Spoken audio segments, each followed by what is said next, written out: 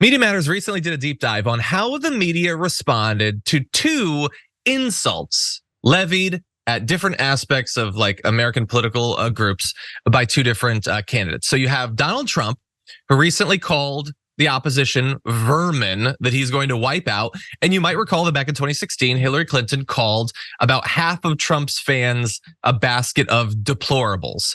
In case you didn't see those, here it is.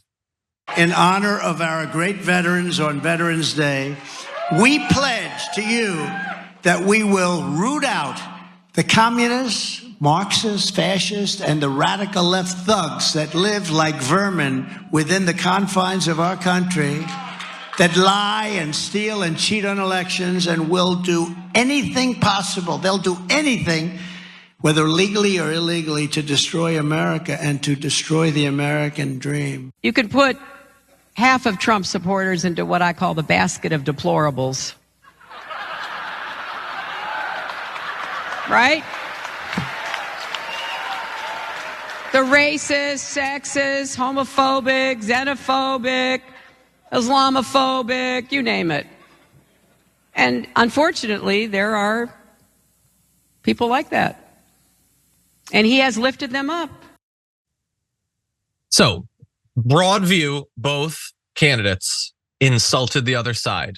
And how did the media respond? Well, according to analysis by Media Matters, the big three broadcast TV networks provided 18 times more coverage of the deplorables comment than Trump's vermin remark.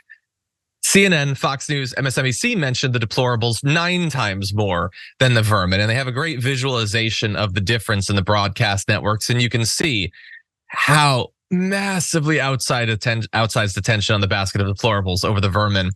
And in here is cable news. Weirdly, Fox News didn't really want to talk about it, even though they might not use that same sort of terminology, but they certainly demonize the other side. And so, like print news coverage, by the way, also massively different. There was one reference in the Washington Post to the vermin, and that's it. Like this is why I am so happy that we have Media Matters to do this sort of thing, because I knew that the amount of attention was different. I had not realized how wildly unequal it was. Jordan, what do you make of this? I think the data is interesting, and then that makes you wonder why. What circumstances led to this?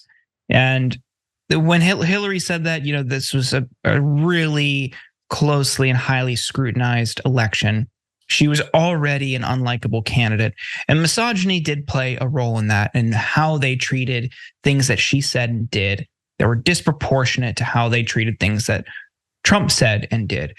So you can't discount that that was a factor.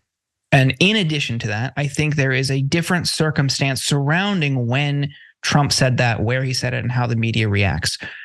I've watched a lot of cable news over the past couple months, just to see what they're talking about in relation to the war. And an overwhelming amount of the coverage is dedicated to that. The latest developments with the hostages, what the IDF is saying and doing, that kind of stuff. A lot. It's a very different media landscape right now, this month and last month, compared to when she said that. So I think that is also a factor. Okay. And one thing that you can't ignore is who he said this about. She said that she made this kind of blanket statement about millions and millions of people who support Trump. That's a very, very broad statement about millions of people in this country. And the media doesn't really care if you go after socialists, communists, people who they see as having fringe, far left political ideologies. I mean, they have just as much of a right to uphold, believe in, accept, espouse those political views as anybody else. But as time has shown, history has shown, those people are never afforded protections, especially from the media, from political power players. So when Trump is going after communists, socialists, Marxists, radicals, whatever, certainly it echoes most right-wing content. So it doesn't really seem unique. The vermin thing is unique and evil and alarming, especially because he, if you were to compare the two, is somebody who would probably try to act on that eventually if they had the opportunity to. But when you're attacking a blanket group of Republicans, that's going to trigger a more severe response from the media than if you're going after far left political views.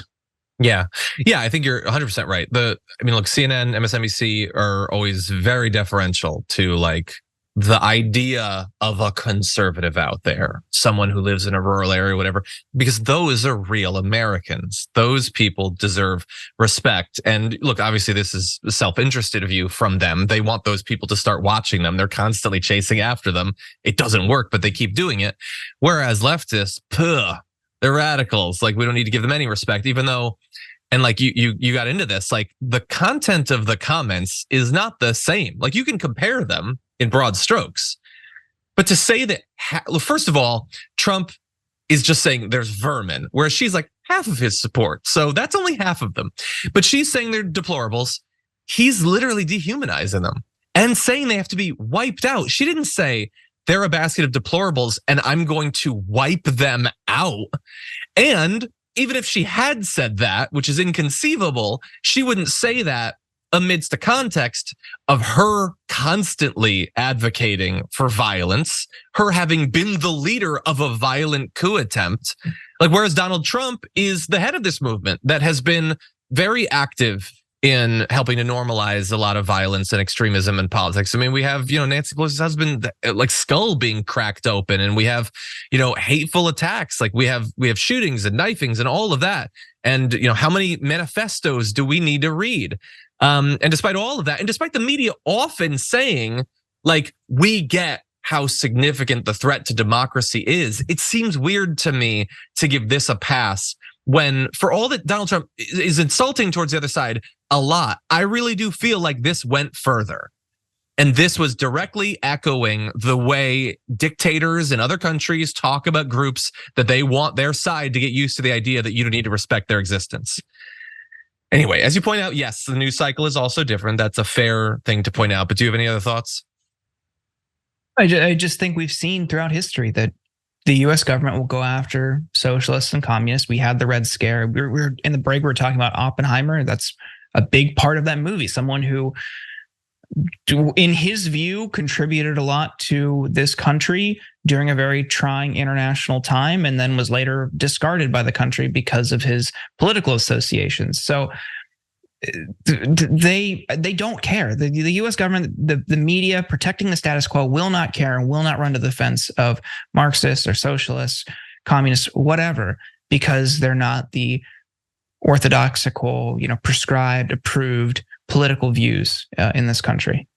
Yeah, 100%. I mean, and like, you remember, was it trying to remember the dude's name who was talking about like the digital brown shirts of Bernie Sanders and all that, and how like they're worried that Bernie Sanders supporters are gonna like round up journalists. Like, what are you even talking about? Like, they are so freed up to demonize one side despite the complete lack of any evidence of that sort of behavior, and then just give a pass to the other side.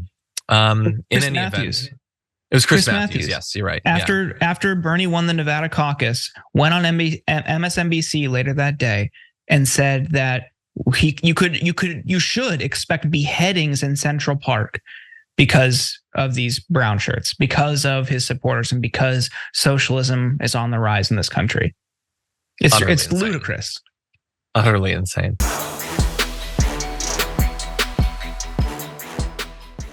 Check out the Damage Report podcast each day, wherever you get your podcasts, whether Pocket Casts or Stitcher or iTunes. You can join me as I give you the news and stories you want, with a range of co-hosts and interview guests jumping in on the fun each day.